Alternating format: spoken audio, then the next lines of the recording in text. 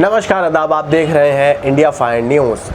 किसान नेता राकेश टिकैत से दोबारा से जब एक चैनल पर ये सवाल पूछा गया कि भाई अगर आप भारतीय जनता पार्टी को हराना चाहते हैं तो आप जिताना किसे चाहते हैं, ये सवाल एक एंकर द्वारा पूछा गया जिन्हें आप अच्छी तरीके से जानते हैं। मोहतरमा है चित्रा त्रिपाठी जी, इन्होंने सवाल पूछा।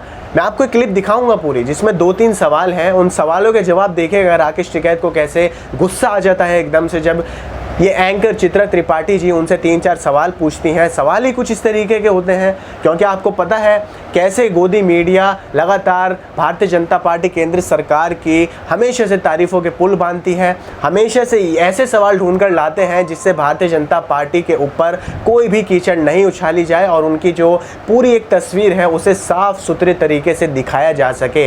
ऐसे ही सवाल ये मोहतरमा पूछती हैं उस शो में, जहाँ ये पूछा जाता है कि भाई गन्ने की जो रेट है, गन्ने के जो भुगतान है, वो तो प्रधानमंत्री की सरकार लगातार आप लोगों को भेज रही है किसानों को, फिर आप लोगों को क्या दिक्कत है भाई। अलीगढ़ में जाकर भी प्रधानमंत्री नरेंद्र मोदी ने इतने बड़े बड़े भाषण में कहा है किसानों को लेकर के आपको वो नहीं दिखता है। राकेश टिकैत का जवाब क्या था आगे आप इस वीडियो में सुन लीजिएगा। मैं एक बार में वो पूरी क्लिप चलाऊंगा, ध्यान से सुनिएगा कि कैसे राकेश टिकैत ने चित्रा त्रिपाठी की बोलती बंद कर दी।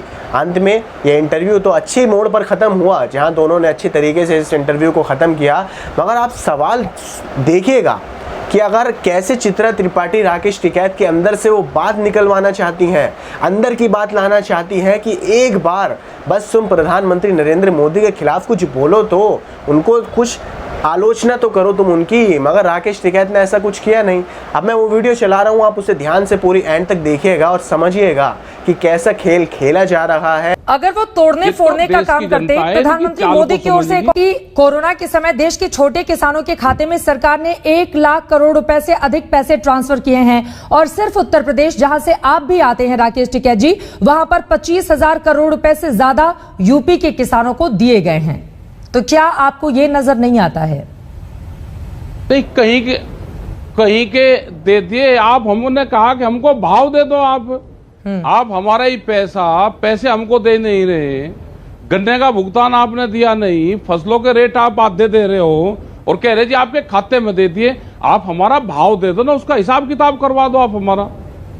आप जाके देखो लखीमपुर खीरी में, जिनका पिछले साल का 25 दिन का भुगतान हुआ है, आप जाओ एक बार गांवों में, हालात खराब हैं देश के, आप जाओ वहां पे एक बार, आप जाओ वहां पे बिहार के अंदर, जिनका धान 800 रुपए में खरीद होती है, आप जाओ जो किसान ने गेहूं अपना पैदा करा और उसने 1400 रुपए में गेहूं बेचा है।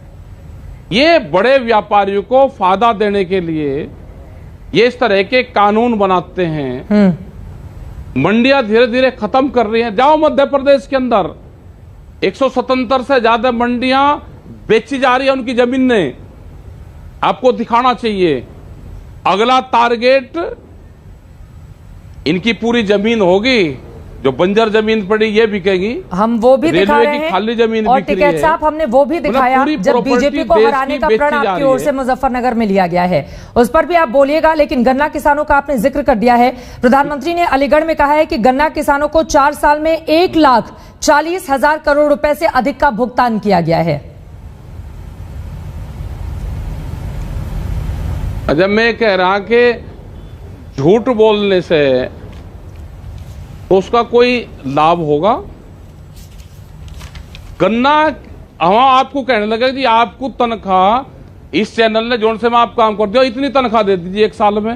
भाई हमने गन्ना दिया होगा तो उन्होंने पैसे दिया होंगे, उसमें सरकार का क्या मतलब है? 1,40,00,000 करोड़ रुपए का भुगतान कर दिया हमने। क्यों जनता को बेवकूफ बना रहे? क्यों आप भी बेवकूफ बन रहे हैं उनके कागज लेके? मतलब झूठा प्रचार तो भाई आपकी भी हदी होगी। आप पहले आंकड़े देख लो कि कितने का हम गन्ना देते हैं। आप जो कहें गन्ना वो एक्ट सच्चा, में है कि वो 14 कहें वो दिन में झूठा। गन्ने का भुगतान मिलेगा।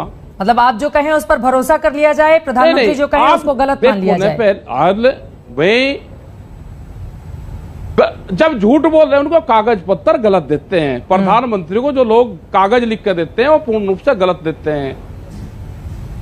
भाई हमने जितने का गन्ना दिया होगा उतने का ही तो भुगतान करा होगा। हमारी लड़ाई ये है कि हमारा 14 दिन में, गन्ना एक्ट में ये कि 14 दिन में भुगतान होगा, और 14 दिन में भुगतान नहीं होगा तो हम उस पर इंटरेस्ट देंगे।